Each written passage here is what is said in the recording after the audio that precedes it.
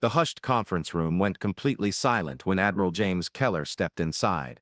He saw a woman he'd never met before taking apart one of the trickiest weapons in the entire military.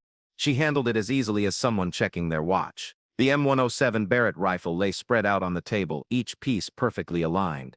The long barrel, the bolt, the recoil spring, the trigger parts. Everything was set with incredible neatness. Her hands moved with practiced ease, cleaning each component with a level of care that showed she'd done this thousands of times. She didn't even look up when he entered. She didn't acknowledge his high rank or the 3 stars on his uniform. She simply kept working with a deep focus that made everyone else in the room seem slow, as if moving underwater. "Who are you?" Keller demanded, his voice carrying the weight of someone who'd led elite teams through 30 years of war. That's when she finally lifted her gaze. Her eyes told him everything before she spoke a single word. This was no ordinary mechanic or weapons expert. This was a true combat operator. The story of how she'd pulled off a shot that defied science was about to change everything he thought he knew about hitting distant targets. In North Carolina, the main base for special operations buzzed with the organized energy of military planning. Officers hurried through hallways, carrying secret folders and speaking in the hushed tones of people who dealt with critical information. Admiral James Keller had seen it all, from the thick jungles of Vietnam as a young officer to the rugged mountains of Afghanistan as a mission leader. At 58, with silver hair and a face etched by hard-earned experience, he was getting ready for what everyone knew would be his last mission before retiring. The conference room on the 3rd floor was supposed to be empty. He had reserved it for early morning to review secret reports in peace, before the building filled with staff and endless meetings. Instead, he found the door slightly open, light spilling into the hall. His first thought was a security breach. His second was to figure out what danger lay ahead. What he found was Petty Officer First Class Daisy Ward, in her late 20s, with an athletic build and dark blonde hair pulled back in a neat bun. She wore a standard Navy uniform with no special badges or signs of elite training. Nothing about her looked out of the ordinary. She seemed like any other office worker or data analyst. Nothing, that is, except for the massive M107 Barrett .50 caliber rifle spread across the table. It was laid out in a way that would make any gun expert beam with pride. Keller had known Barrett rifles his entire career. He understood the weapon well, had approved its use in countless missions, and had watched master snipers use it in every kind of place, from freezing Arctic conditions to scorching desert heat. The M107 was a 32-pound marvel of engineering,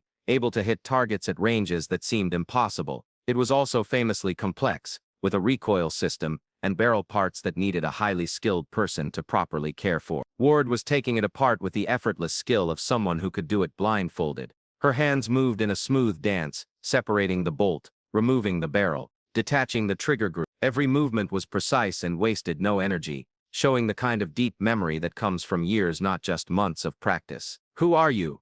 Keller asked again.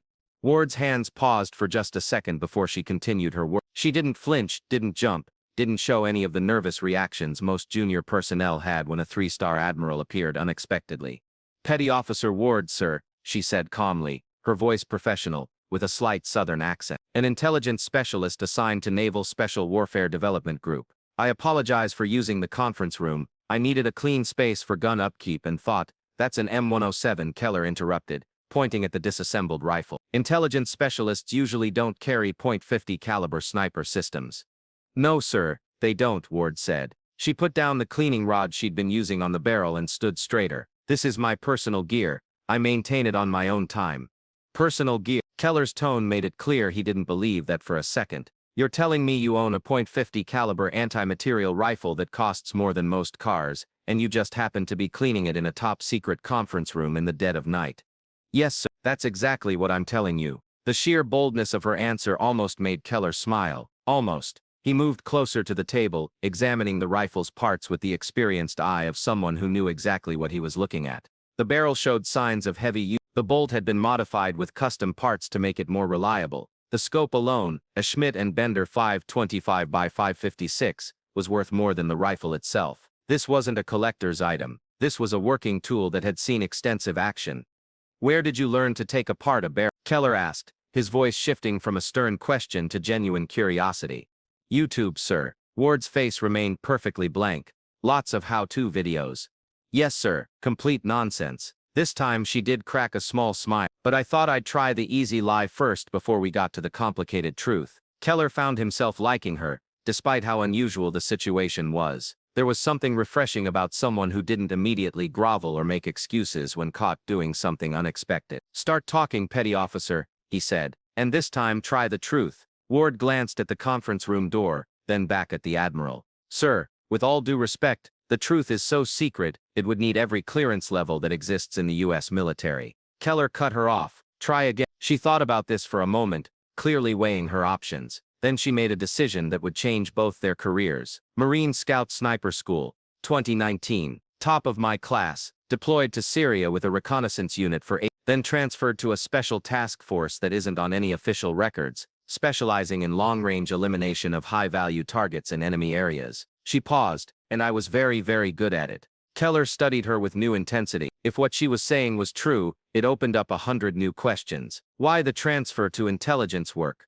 "Because I made a shot that shouldn't have been possible," Ward said, her voice holding no pride, just simple fact. "And it scared people who make decisions about mission. After that they decided I was better suited for analyzing data than for field work."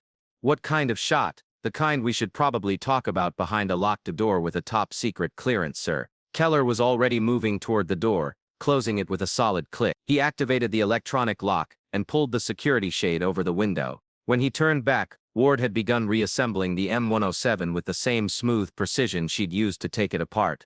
"Talk," he simply said. Ward's hands kept working as she spoke, the physical task seeming to help her organize thoughts about events that clearly still held great importance for her.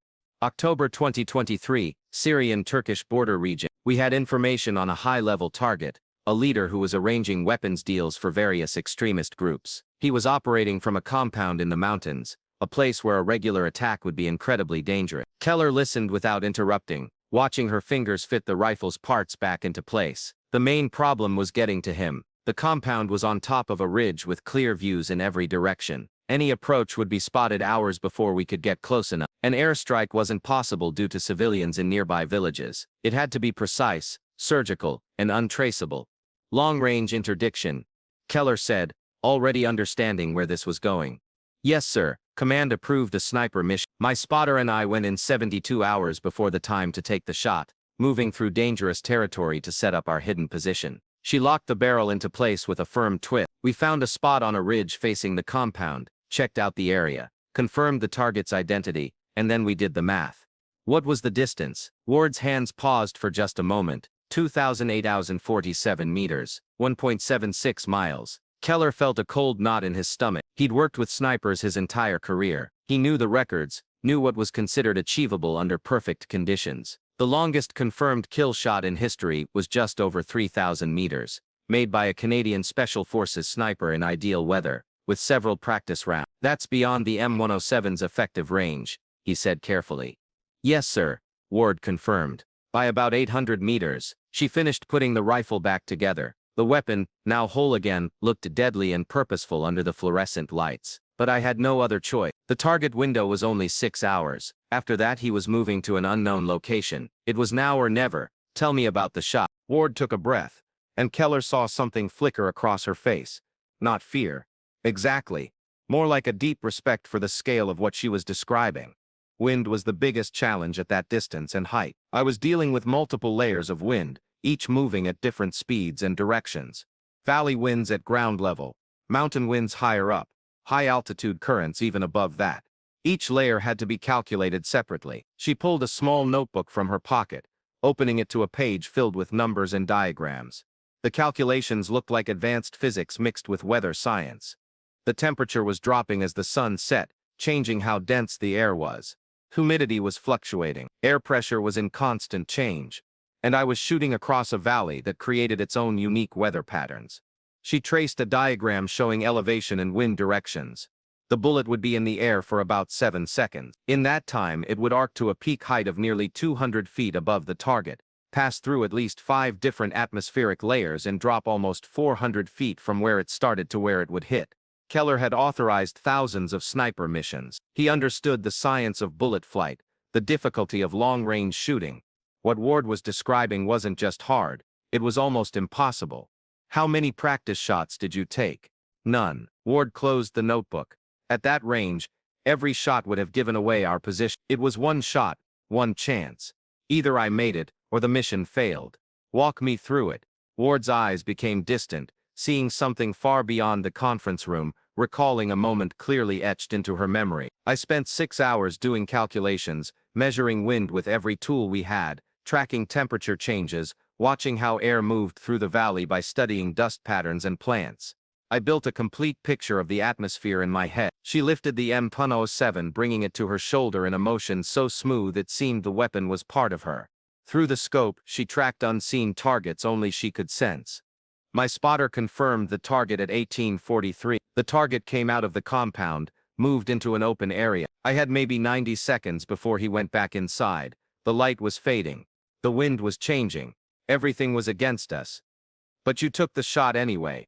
I took the shot because everything being wrong was the only chance I was going to get. Ward lowered the rifle, her face blank, but her eyes held the weight of that decision. I calculated for a 47-minute of angle drop, adjusted for a 3.6 mph wind, right to left at the target's height, 7 mph left to right at mid-height, 12 mph right to left at the highest point. She factored in temperature differences, the Earth's rotation effect, the bullet's spin, and the fact that she was shooting from higher to lower ground across a valley that would create rising air currents. She paused, and Keller saw her hand tighten slightly on the rifle. And then I added an adjustment that wasn't in any manual or calculation table, a correction based purely on instinct and experience. Something I felt, rather than calculated. How much? 2 additional minutes of angle left, 1/4 minute up. The kind of adjustment every instructor would tell you was wrong. Ward met his gaze, but I knew I was right. What happened? I pressed the trigger. The rifle fired. The bullet left the barrel at 2,700 feet per second. It arced up through the cooling evening air. It passed through 3 different air pressure systems. She continued, her voice dropping to an almost reverent tone, describing a moment beyond normal combat. It was pushed and buffeted by winds that changed direction twice during its flight. 7.23 seconds after I fired, the bullet struck the target's center mass. He dropped instantly. Mission successful. Confirmed kill at 2008. Most of them were exaggerated, growing grander with time, but Ward's description had the ring of absolute truth. The level of detail, the technical accuracy, the way she spoke about it with respect rather than pride. This wasn't an embellishment. This was a clear account. Who confirmed the he asked. My spotter first. Then, after the mission, intelligence confirmed the target was eliminated. The compound went into chaos. They couldn't figure out where the shot had come from. They thought it might have been an airstrike or artillery. The idea that someone could reach out and kill from that distance wasn't even in their minds as a threat. And then what happened? Ward's expression tightened slightly. Then someone in the intelligence community checked the numbers and decided that what I'd done wasn't possible. They said the shot was luck, not skill. That repeating it would be impossible, and that I represented an unreliable ability. So they buried you in intelligence work. They promoted me and gave me a medal that's secret and can't be publicly recognized. She said, then they assigned me to analysis so I could use my field experience for planning. The bitterness in her voice was subtle but clear, which means I spend my days reviewing reports written by people who've never been in combat, making suggestions that get ignored by commanders who don't want to hear from a petty officer. Keller understood the situation immediately. The military was full of people who couldn't handle excellence that went beyond their own understanding. Ward had shown a skill that made senior officers uncomfortable, because it challenged what they thought was possible. Instead of using that skill, they had sidelined it through a promotion and reassignment. It was wasteful, foolish, and exactly the kind of rigid thinking that drove Keller crazy. Show me, he said suddenly. Ward looked confused. Sir, show me you can make that shot again. Prove it wasn't luck. Keller was already heading toward the door. There's a range about 30 miles from here. A long-distance shooting course that goes out to 2,000 meters. I want to see if you can truly do what you say you did. Sir, with all due respect, I don't need to prove anything. My record speaks for itself. I'm not asking you to prove it to me, Keller interrupted. I'm asking you to prove it to yourself, because I think you've spent the last year wondering if maybe they were right, if maybe that shot was luck, and I think that thought is tormenting you. Ward stared at him and Keller saw he had hit a nerve. She looked down at the M107 in her hands, then back up at the Admiral. When do you want to go? She asked quietly. Right now. The long-range shooting facility was built into rolling hills, allowing for extremely long shots under controlled conditions. The range stretched from elevated shooting platforms across valleys and ridges, to target areas mapped with exact GPS precision. The maximum documented distance here was 2,200 meters, impressive by any standard, but still 600 meters short of Ward's claimed shot. Keller had made calls during the drive, using his 3-star authority to clear the range and gather the people he wanted present. By the time they arrived, a small group had gathered.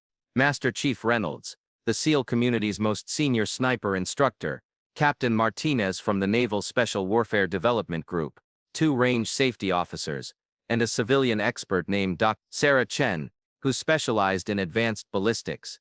Ward stepped out of the vehicle carrying the M107 case as if it weighed nothing. She had been quiet during the drive, deeply focused, suggesting she was already running numbers and mentally prepared. Petty Officer Ward, Keller announced to the assembled personnel, is going to demonstrate extreme long-range precision shooting. I want full documentation, wind measurements at multiple heights, temperature and humidity tracking, and detailed analysis of every bullet fired. This isn't a simple test. This is a technical display of abilities that could shape future mission planning. Master Chief Reynolds looked doubtful. He had taught snipers for 20 years and seen every type of shooter, from gifted naturals to dangerously incompetent ones. A female petty officer who was an intelligence specialist didn't fit his idea of someone demonstrating extreme range shooting. What distance are we shooting, Admiral? Reynolds asked. Start at 1,500 meters. Keller replied. Work up from there. He turned to Ward. Does that work for you? Yes, sir. Ward was already setting up at the shooting platform, deploying a bipod and checking the rifle's functions with practiced ease. I'll need wind data from multiple points downrange. Dr. Chen moved forward with portable weather stations and wind meter. I can set up measurement points at 500-meter intervals. Give us 10 minutes.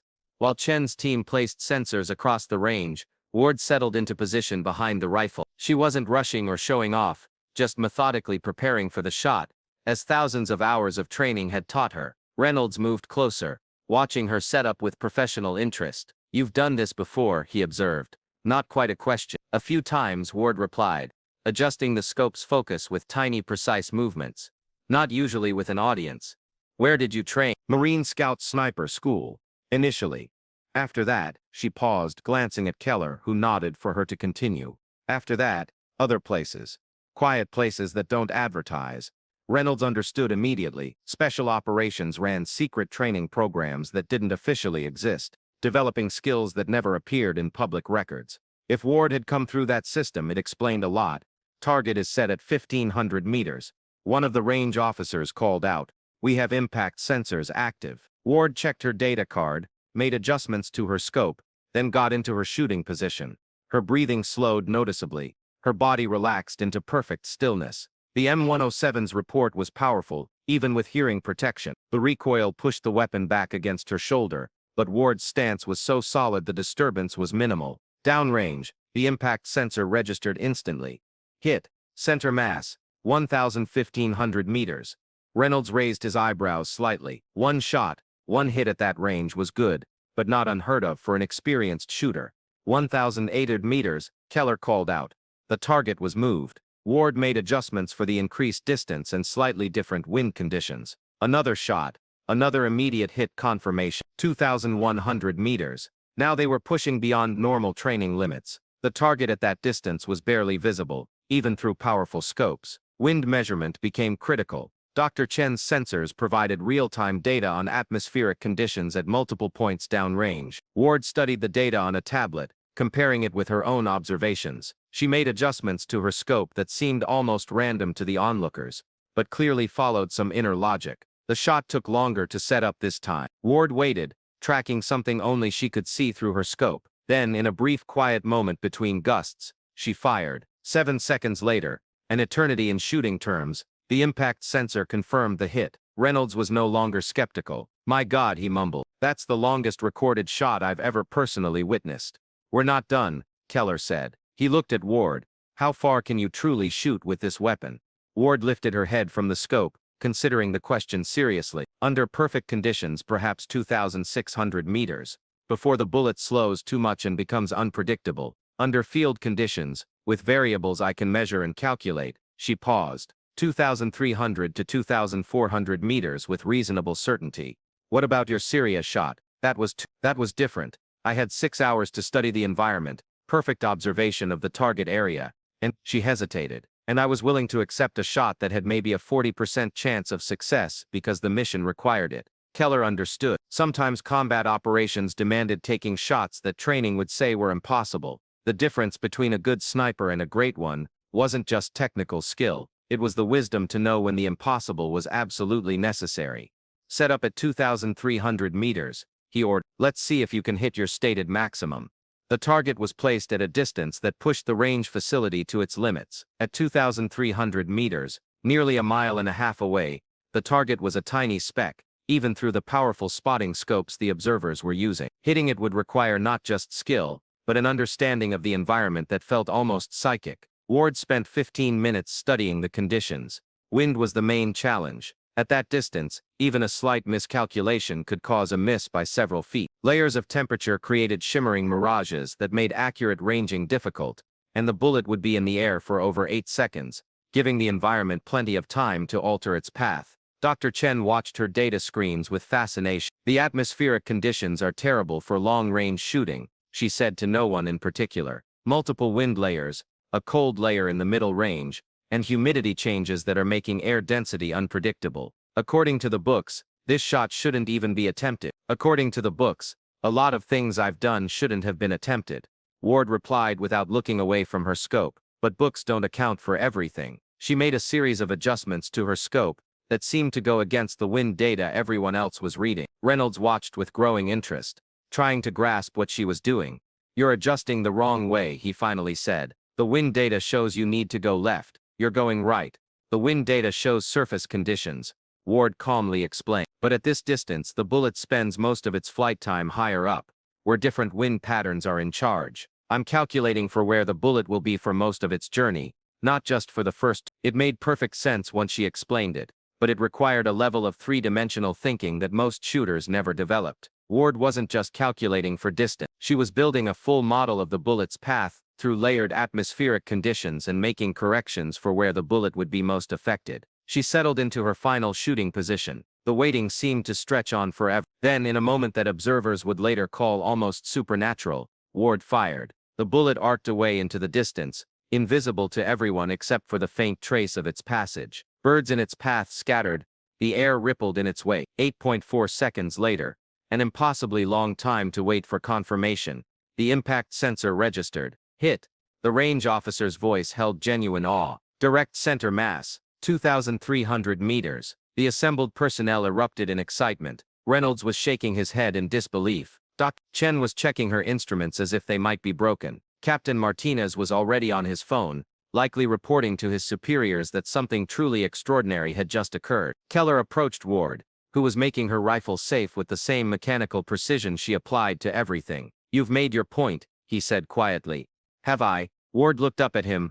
Or have I just shown that I can make impossible shots on a range under controlled conditions? The question isn't whether I can do it, Admiral. The question is whether anyone will let me do it when it really matters. 3 days later, everything changed. A crisis erupted in the Horn of Africa. Intelligence identified a terrorist leader who had been coordinating attacks across 3 countries. He was moving through territory that made traditional military operations impossible. Tribal regions where any American military presence would spark major political problems. But someone in the intelligence network remembered Ward's demonstration, and suddenly, the impossible shot wasn't just a technical curiosity, it was exactly what the mission required. Keller found himself in a planning room with Ward, Reynolds, Martinez and representatives from several agencies. The target was hidden in a mountain compound that made the Syrian operation look easy by comparison. Range to target is 2,700 meters from the closest possible hiding spot, Martinez said, highlighting the location on a tactical map. We have satellite images, thermal scans, and local intelligence confirming the target's presence. The window of opportunity is 4 hours, during a planned meeting with his junior leaders. 2,700 meters is beyond proven capability, Reynolds interrupted. Even Ward's demonstration only reached. My Syria shot was 2,847. Ward said quietly. This is actually shorter range. But the Syria shot was. Reynolds stopped, choosing his words carefully. We don't know if that was repeatable. There's one way to find out, Ward stated, studying the tactical images with intense focus. I need elevation maps of the land, a complete weather model of the area for the target's time window, and 60 hours to get into position and study the environment. Keller made the decision that would define the rest of his career. You have approval to proceed. Reynolds, you're the spotter. Martinez, provide whatever support she needs. This is the highest priority. A SEAL team handled the insertion, dropping Ward and Reynolds into dangerous territory under the cover of darkness. They moved through land that had seen conflict for generations, carrying the most advanced military technology while infiltrating like ghosts. Their hiding spot was a nightmare. Carved into rock at an extreme height, it offered a clear view of the target compound, but forced them to operate in temperatures that dropped below freezing at night and soared above 100 degrees during the day. For 60 hours, Ward studied the environment. She tracked wind patterns by watching smoke from cooking fires, measured temperature changes by observing how heat shimmered across the valley, building a mental model of atmospheric conditions more accurate than any computer could create. Reynolds, a man who had trained hundreds of snipers, found himself learning from someone half his age. Ward saw things he'd never noticed, subtle patterns in how air moved through mountain passes, how elevation affected not just wind speed, but also its direction, how the time of day created predictable thermal flows. You don't just calculate the shot, Reynolds said during one of their observation periods. You feel. Calculations only get you close, Ward replied, her eyes never leaving her spotting scope. The last 10% is understanding that the environment is alive. It moves, breathes, changes. You can't just plug numbers into a formula and expect it to work at these distances. You have to become part of the system. The target appeared exactly when intelligence predicted. A meeting in an open courtyard, multiple individuals present, requiring clear identification before engagement. Ward had been in position for 6 hours, her body completely still, her mind entirely focused on the shot to come. She'd made her calculations, adjusted for every measurable variable, and now she was waiting for the moment when everything aligned. Reynolds confirmed target identification. Primary target is in the open. Clear shot opportunity. Wind is. He checked his instruments, reading at 12 miles from the east. Temperature. I know. Ward's voice was calm, almost meditative. I can feel it. Her adjustments were different from the calculations Reynolds was reading. She was accounting for things that didn't show up on instruments. Intuition built from deep experience. Understanding that went beyond mere measurement. The M107 was solid against her shoulder. The target was a tiny figure in her scope, barely distinguishable from the others around him. At 2,700 meters, the slightest error would mean a miss by meters. There was no room for mistake. Ward's breathing slowed to nothing. Her heart rate dropped. In that moment, she wasn't thinking about the shot. She was the Every variable, every calculation, every environmental factor existed in perfect clarity in her mind. She pressed the trigger. The rifle fired with a mighty roar that echoed across the mountains. The recoil was substantial, but and then came the waiting. Those endless seconds while the bullet traveled nearly 2 miles through air that pushed and buffeted and tried to knock it off course. Reynolds tracked through his spotting scope, watching the target area with an intensity that matched Ward. 8.9 seconds after the shot, the target dropped. Hit, Reynolds breathed. Center mass. Confirmed kill, 2,700 meters. Around them the compound erupted into chaos, but Ward and Reynolds were already dismantling their position, getting ready to move before enemy forces could pinpoint them. The shot had been perfect. Now came the difficult part, surviving long enough to confirm mission success. The extraction took 18 hours of movement through dangerous territory, but when they finally reached the pickup point and the helicopter lifted them away from the mountains, Reynolds looked at Ward with something like deep reverence. I've been teaching snipers for 20 years, he said over the helicopter's noise. I thought I understood what was possible. You just rewrote the book. Ward just nodded, already distant, processing what she'd done with the analytical mind that made her such an effective operator. She'd made a shot that shouldn't exist. She proved that human ability combined with technology could achieve what everyone said was impossible. Admiral Keller's report on the operation went through many levels of secrecy before reaching desks at the Pentagon. The shot, confirmed at 2,700 meters under combat conditions, became a classified technical achievement that would influence military planning for decades. Ward received a promotion and an assignment to a newly created role, Senior Advisor for Long-Range Precision Engagement. She would train the next generation of extreme distance shooters, developing new methods and techniques for operations that went beyond every known limit. But more importantly, she'd proved something that mattered far beyond military circles. She'd shown that excellence exists at levels most people can't even imagine, that skill goes beyond what's expected, and sometimes the most dangerous person in the room is the one nobody is paying attention to. The M107 Barrett sat in its case in Ward's new office, cleaned and maintained with the same precision she applied to everything. The rifle had made shots that would be studied and analyzed for years, but more than that, it had proven what Ward had always known. Impossible is just a word people use when they haven't met someone capable of changing its meaning. Admiral Keller retired 6 months later. At his ceremony, he made a point of publicly acknowledging Ward's contributions to naval special warfare. He couldn't discuss the secret operations, couldn't mention the specific shots that had altered tactical doctrine, but he could acknowledge that excellence existed, and that the Navy was better for recognizing it. Ward continued her work quietly, training operators who would carry forward the techniques she'd developed. She never sought fame or recognition, just kept striving for perfection in her craft, knowing that somewhere, sometime, another impossible shot would be required. And when that moment came, she'd be ready, because that's what quiet professionals do. They prepare, they train, they perfect their abilities in silence, and when the world needs something impossible, they deliver. A predator doesn't announce itself to its prey. It just waits for the moment when accuracy matters more than noise, and then it makes the shot that everyone said couldn't be made, every single time.